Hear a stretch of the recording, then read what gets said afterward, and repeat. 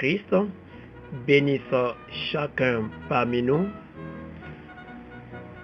Nous sommes arrivés à un moment décisif où chacun parmi nous doit réaliser ce qui peut lui arriver juste après sa mort. Nous allons parler concernant le ciel et l'enfer, la vie au-delà de la mort. Beaucoup pensent que après leur mort ici-bas, ce sera la fin de leur existence. Mais quand nous lisons dans le livre de Luc, chapitre 16, à partir du verset 19e au 24e verset, nous avons réalisé la vie de Lazare le pauvre et du mauvais riche. Ces deux hommes ont vécu sur cette terre et après leur mort, la Bible l'a bien éclairé, ils ont continué par vivre dans l'au-delà. Ce qui nous prouve que en réalité la mort c'est la sortie de l'âme du corps. Et une fois la mort intervenue dans la vie d'une personne, l'intéressé sera présenté au trône de jugement pour être jugé. Lisons-le donc dans la Bible, dans le livre Hébreu, chapitre 9, au verset 27e, la Bible dit: et comme il est réservé aux hommes de mourir une seule fois, après quoi vient le jugement. En effet, si quelqu'un parvient au jugement du Seigneur Jésus-Christ, l'ange que nous voyons à notre gauche qui détient le livre de vie, l'ange va vérifier dans le livre pour chercher le nom de l'intéressé. Et si jamais son nom est introuvable, automatiquement, ce dernier sera jeté en enfer. Et si quelqu'un d'autre vient au jugement, l'ange va toujours vérifier dans le livre de vie, et s'il retrouve le nom de celui-ci dans le livre de vie, alors les portes du ciel vont s'ouvrir d'elles-mêmes et la personne va entrer au ciel pour jouir des bénédictions que le Seigneur Jésus-Christ lui a réservées pour l'éternité. Mais tous ceux qui ont une fois vécu dans ce monde et qui n'ont pas adoré le nom du Seigneur Jésus-Christ n'auront pas leur nom inscrit dans le livre de vie. De même, ceux-là qui sont des croyants et des chrétiens, mais vivant une vie de péché, n'auront pas aussi leur nom inscrit dans le livre de vie. Voyons comment nous le réalisons de nos jours. Beaucoup de ces chrétiens fréquentant les églises, mais qui mènent vraiment une vie complètement qui était contraire à la parole de Dieu. Des gens qui vivent dans la fornication, dans l'avortement, dans le concubinage. Il y a beaucoup de ces hommes qui ont leurs femmes à la maison, mais cherchent d'autres filles au dehors. Ce sont vraiment une vie qui n'ont pas le nom du Seigneur Jésus-Christ. Et quand nous lisons la Bible dans le livre de Matthieu, chapitre 7, au verset 21e, la Bible dit: ceux qui me disent Seigneur, Seigneur, n'entreront pas tous dans le royaume des cieux, mais celui-là seul qui fait la volonté de mon Père qui est dans les cieux. C'est pourquoi vous allez voir les gens vivant dans l'adultère, dans la pédophilie, la prise de boissons alcoolisées, dans le lesbianisme, les filles complètement nues, dans l'homosexualité, la calomnie, dans l'escroquerie, etc. Tout cela, malheureusement, vont se retrouver en enfer. Le documentaire que nous allons suivre maintenant, c'est une révélation divine que le Seigneur a donnée à l'une de notre sœur chrétienne de la Corée du Sud qui était entrée dans une veille de prière de 100 jours et c'est à son 12e jour que le Seigneur lui a montré des choses terribles, des choses insupportables qui peuvent arriver aux hommes en enfer. Suivons donc. Elle a vu une femme dont un démon est en train d'enfoncer une longue lance dans son vagin parce qu'elle a vécu dans l'adultère pendant sa vie terrestre. Une autre personne, un démon est en train de plonger un gros couteau dans sa bouche parce qu'il a vécu dans le mensonge. D'autres ici, les démons sont en train d'arracher leur chair et mangent leur chair parce qu'ils sont des sorciers, ils ont vécu dans la sorcellerie. D'autres ici complètement nuits auxquels les démons les infligent de lourdes peines, les punissent sévèrement parce qu'ils ont adoré des idoles, des statues, par exemple les statues comme celui de Marie ou de Jésus. Tout cela sont en enfer parce qu'ils ont mené une vie qui était contraire à la parole de Dieu. Notre sœur s'appelle Cho Thomas, elle est peintre, artiste peintre. C'est elle qui a réalisé les images que nous sommes en train de suivre. Elle avait continué sa prière et le Seigneur lui a recommandé de dessiner tout ce qu'elle a vu au ciel et en enfer parce que nous, les vivants, dans ce monde, nous ignorons ce qui se passe de l'autre côté et c'est pourquoi nous sommes à l'aise dans les péchés et nous ne savons pas ce qui nous attend après notre mort. C'est pourquoi le Seigneur lui a donné de réaliser ces images. Nous allons commencer par le sort de ceux qui ont commis des meurtres, ceux qui ont tué, ont commis des assassinats, les malfaiteurs. Un démon est en train de dépiécer l'un d'entre eux ici. C'est terrible à voir, insupportable. Et le premier meurtrier de l'histoire était Caïn qui tua son frère Abel à cause de la jalousie, de l'envie. Et cela que nous sommes en train de voir ici, le démon les saisit et les jette dans une liquide dévoratrice.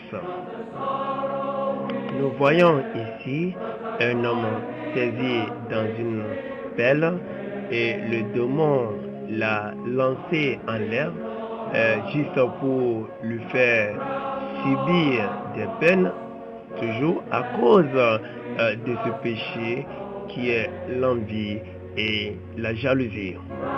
Ce que nous voyons ici, les démons les frappent sur leur langue par des gros marteaux, appliquent du feu et des couteaux sur leur langue parce qu'ils ont commis la médisance et les calomnies. À l'aide d'une longue lance, le démon traîne celui-ci par terre au niveau de sa langue.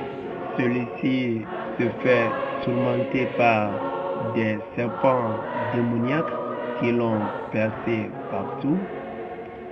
L'enfer est un lieu de torture du jamais vu où les âmes condamnées seront torturées pour toujours. Ici, le démon est en train de percer cet homme au niveau de son ventre et d'autres ici par terre. Les démons sont en train de les couper en deux. Vraiment, c'est insupportable. Les démons sont en train d'envoyer des pierres chaudes dans la bouche de cet homme parce qu'il a vécu dans le mensonge pendant sa vie terrestre. Beaucoup de personnes ont cette mauvaise habitude en mentant à travers leur téléphone mobile, en envoyant de faux messages à leurs correspondants. De gros vers ont rongé complètement la tête de cet homme parce qu'il a eu de mauvaises pensées à l'égard de ses prochains pendant sa vie terrestre. Il faut que les démons cassent d'abord sa tête avant que sa tête ne soit rongée par des vers. Ces gens ici se font ronger au niveau de leur ventre par des serpents et un autre gros serpent qui s'est enroulé sur le cou et les fait subir de lourdes peines parce que ces gens ont vécu dans la diffamation pendant leur vie terrestre. Nous allons sur maintenant le sort de ceux-là qui ont commis le péché de suicide. Nous allons suivre ici l'histoire de cet homme qui s'est donné la mort parce qu'il avait beaucoup de problèmes pendant sa vie terrestre.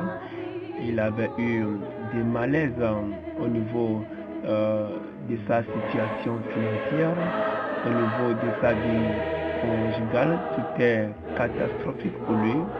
Au lieu de revenir au Seigneur Jésus-Christ, il s'est opté pour le tabagisme et l'alcoolisme, et puis il s'est donné la mort en montant sur un étage et s'est propulsé en bas, et de cette manière il s'est donné la mort. Et quand il s'est retrouvé de l'autre côté, le démon l'a saisi et l'a jeté en enfer.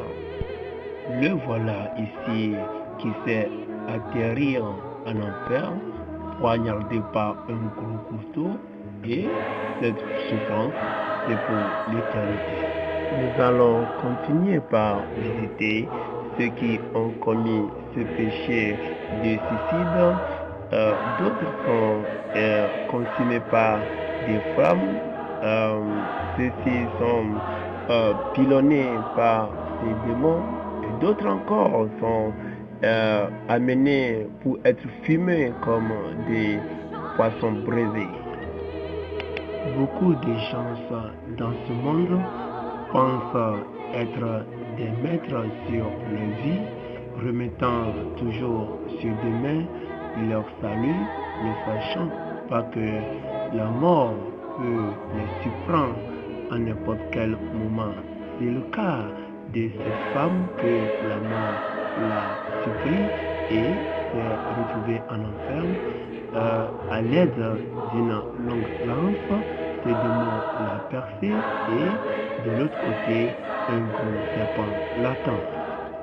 Nous allons suivre le sort de ceux-là qui transforment le temps que le Seigneur leur a accordé pendant leur vie terrestre, le temps d'adoration. Il les transforme pour suivre des choses diaboliques, des matchs de football à la télévision, des films pornographiques, des films à caractère violent, des passages des élections des Miss, tout cela qui consacre le temps de Dieu pour des choses bizarres sur l'internet.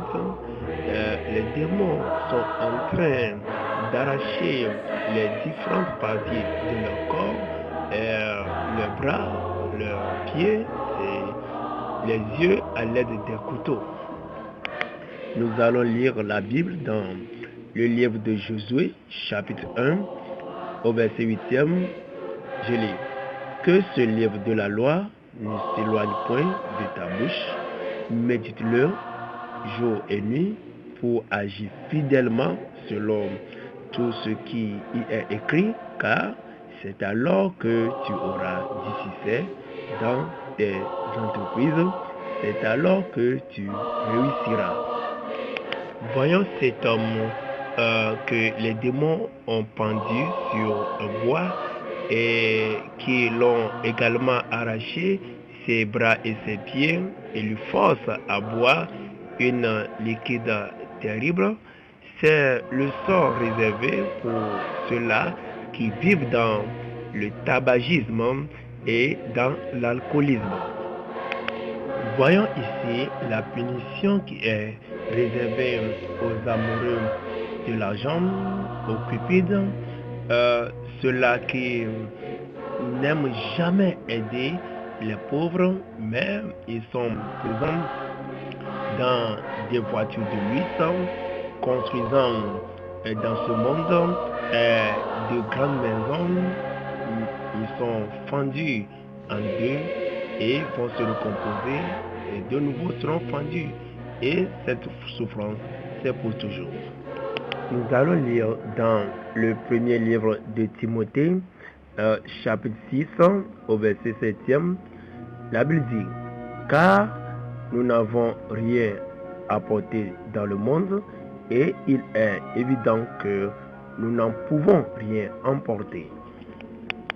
Pour ce qui concerne la fornication, l'adultère, il y a beaucoup d'hommes qui ont leurs femmes à la maison, mais sortent avec d'autres filles dehors, de même que nos jeunes gens et nos filles qui ne se sont pas encore mariés, mais vivent dans la fornication, c'est-à-dire la dot n'est pas encore payée, mais ils pratiquent les rapports sexuels. Et les démons sont en train de leur infliger de lourdes peines en enfonçant de longues lances bien enrougies dans le feu, dans leur vagin, ainsi qu'aux hommes. Les démons les percent au niveau de leur partie génitale. Voyons comment les démons punissent ceux qui ont mené une vie d'impudicité, ceux qui ont vécu dans l'impureté, surtout les filles qui s'habillent mal, s'habillent en ceci, laissant en l'air leurs seins et leurs cuisses. Les démons sont en train d'arracher leurs seins et leurs fesses. Observons bien cette femme qui est bien attachée sur un rocher. Un démon transformé en serpent de long de 15 mètres a pénétré dans son vagin et ressort par sa bouche. C'est le sort qui est réservé à ces femmes, à ces filles qui mettent le pénis dans leur bouche, suçant les pénis, pratiquant des positions pornographiques chez elles dans leur maison. Ceux-là qui ont commis la bestialité, qui ont couché avec les animaux pendant leur vie terrestre, les démons ont pris la forme des animaux et sont en train d'arracher leur sexe. Nous allons sur maintenant la condition malheureuse de ceux-là qui ont joué des films pornographiques pendant leur vie terrestre. Tout d'abord, ils pénètrent dans une machine qui arrache d'abord leurs pieds et leurs bras. Ensuite, ils descendent dans une autre machine qui les broie complètement et les jette par terre. Et de nouveau, ils vont se recomposer et vont encore pénétrer dans la machine pour subir les mêmes peines. C'est de cette manière que les lesbiennes sont maltraitées en enfer, elles sont liées en enfer et les démons sont en train d'enfoncer de grosses langues dans leur corps. Pour ce qui concerne les femmes qui ont vécu dans l'impudicité totale, les femmes qui changent les hommes comme on change les habits sur le corps, 10 démons sont en train d'enfoncer simultanément de longues langues dans leur vagin.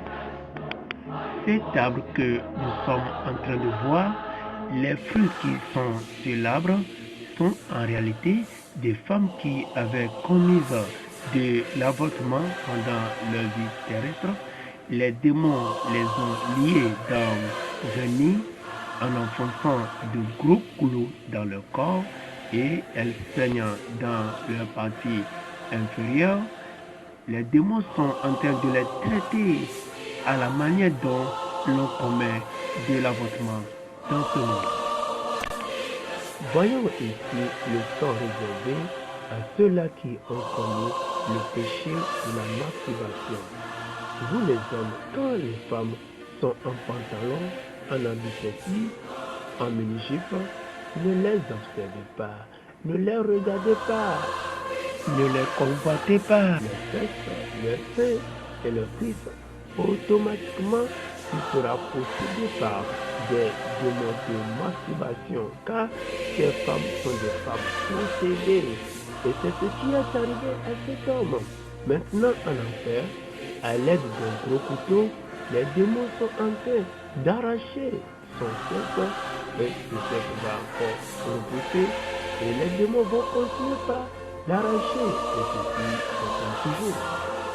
Nous sommes en train de voir ici une femme enchaînée, traînée sur les graviers par un démon. C'est le sort réservé en enfer pour les femmes qui mettent des objets dans le vagin pour se faire des plaisirs. Observons bien cette image. Les démons, à l'aide des machettes, ont dépiécé le corps de ceux-là qui ont utilisé leur corps pour plaire à leur propre volonté, à la volonté des plaisirs de ce monde, et ne l'ont pas utilisé pour plaire à la volonté de leur Créateur, le Seigneur Jésus-Christ.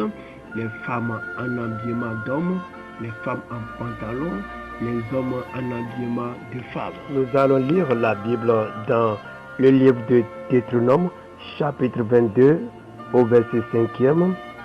La Bible dit: une femme ne mettra point un habillement d'homme, et un homme ne mettra point des vêtements de femme, car quiconque fait ces choses est en abomination à l'Éternel ton Dieu. Ici, nous voyons un démon qui est en train de morceler les corps de ceux-là qui pensent que Dieu les a mal créés et ils ont donné une autre forme à leur corps en faisant des tatouages, en dépigmentant leur peau, en mettant des cheveux naturels, les mèches, les perruques, des rouges à lèvres, des cheveux rastamel, des bagues, des chaînes, des boucles d'oreilles, des maquillages, etc.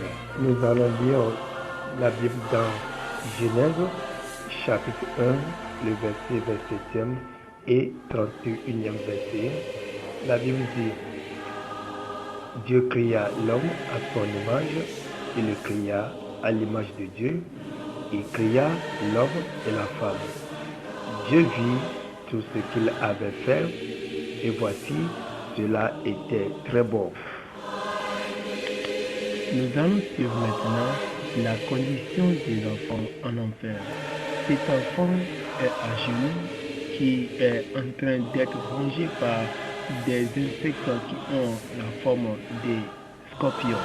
Sachant que nous avons un ennemi commun en la personne de Satan qui a élaboré un plan contre les enfants pour les amener en enfer. Et Satan est en train d'introduire la rébellion, la désobéissance dans la vie des enfants à travers les dessins animés, les films pornographiques, les films de guerre, les feuilletons et toutes ces mauvaises choses, les jeux, les games que les enfants suivent à la télé. Évitons à nos enfants de suivre de pareilles choses. Et notons-le bien que aucun péché ou aucun pécheur n'entrera pas dans le royaume des cieux, que ce soit un adulte ou un enfant. En vérité, les vrais auteurs des feuilletons, des films pornographiques, des films de guerre et des dessins animés sont des démons. C'est les démons qui réalisent ces choses. Et quand vous suivez ces choses, automatiquement, vous serez possédé. Nous allons suivre maintenant comment les pasteurs, les dirigeants des églises arrivent à s'atterrir en enfer. En effet, ce pasteur que nous voyons ici avait bien commencé le travail que le Seigneur lui a recommandé, mais par la suite, il a commencé par dérailler. Le Seigneur l'a plusieurs fois averti, mais il n'a pas voulu revenir sur la voie du Seigneur. C'est le cas de ces faux prophètes, des faux pasteurs qui circulent partout de nos jours, promettant le ciel et la terre aux gens, disant si vous venez chez nous, vous aurez de grandes bénédictions, vous aurez votre visa pour le Canada, vous aurez ça, vous aurez ça. Et ils n'aiment jamais prêcher la vérité, ils n'aiment jamais prêcher l'abandon du péché, ils n'aiment pas prêcher le salut aux âmes, mais ils se contentent de dire de bonnes aventures aux gens juste pour escroquer le peuple de Dieu. De pire, ce pasteur étant marié, il a encore une autre femme dehors, et si sa propre femme voulait intervenir, il la frappait.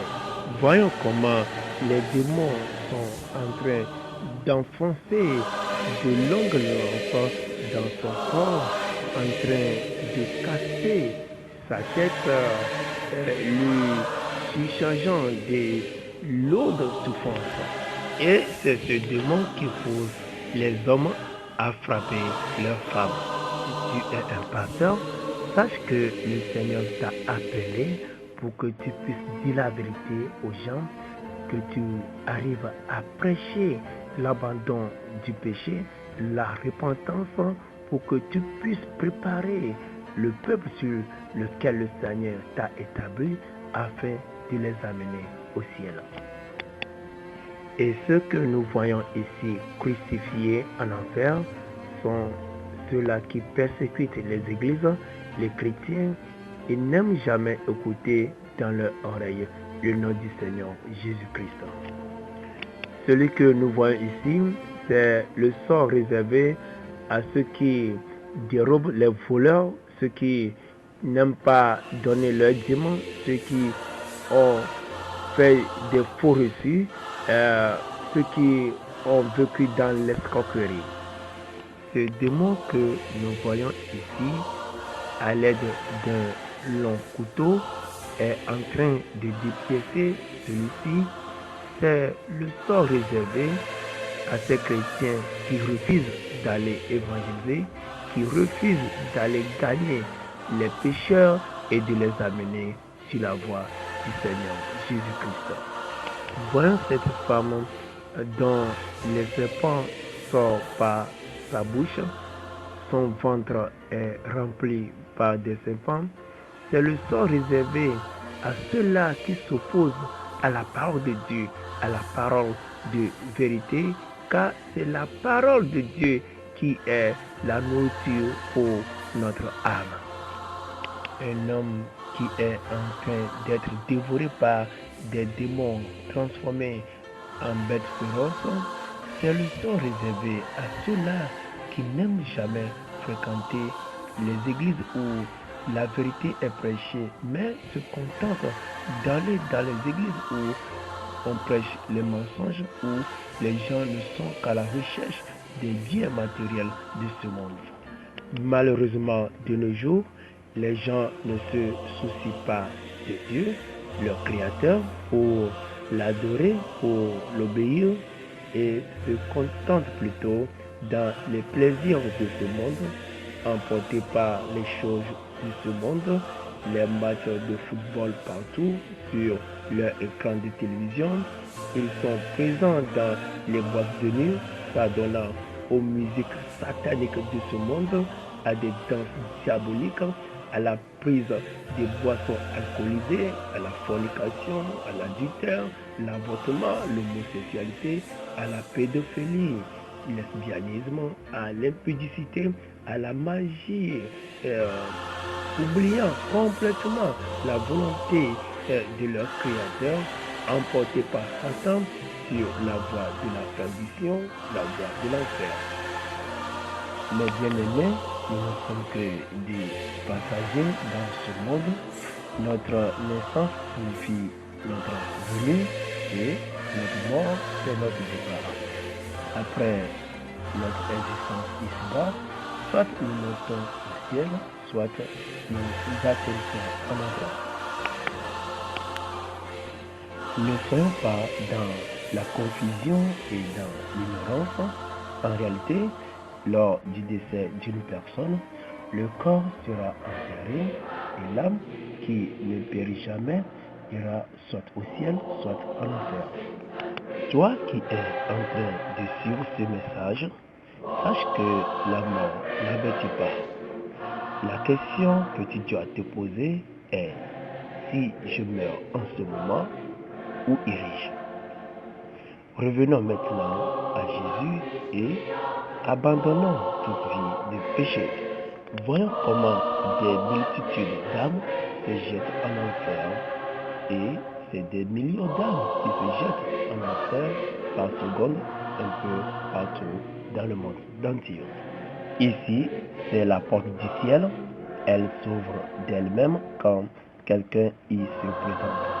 Précisément, les chrétiens qui ont vécu dans l'obéissance totale au Seigneur Jésus-Christ pendant leur vie terrestre. Le ciel est réel, de beau, incomparable, le repos éternel, la joie y règne.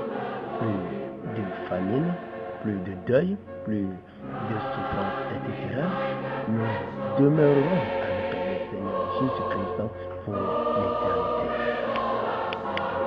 Lisons dans Apocalypse, chapitre 21, au verset 27, je lis: il n'entrera chez elle rien de souillé, ni personne qui se livre à l'abomination et au mensonge. Il n'entrera que ceux qui sont écrits dans le livre de vie de l'agneau. Toi qui veux prendre maintenant la décision d'échapper à l'enfer et pour aller au ciel, tu peux répéter cette prière après moi. Seigneur Jésus, merci pour ta parole. Merci pour ton sacrifice à la croix à cause de mes péchés. Seigneur Jésus, je viens à toi maintenant. Je te confesse tous mes péchés. Pardonne-moi. Que ton sang versé à la croix efface tous mes péchés. Je te reçois dans mon cœur maintenant. Oh Seigneur Jésus-Christ, règne dans mon cœur dès maintenant et pour l'éternité. Efface mon nom dans le livre de l'enfer et écris mon nom dans le livre de vie, le livre du ciel. Seigneur Jésus-Christ, merci. Amen. Si vous avez des inquiétudes, des questions à poser, Vous pouvez nous contacter sur nos adresses. Vous avez ici votre frère, le pasteur Enoch. Peut-être que vous aurez besoin de nous, que nos zones soient évangélisées ou des enseignements au sein de votre église.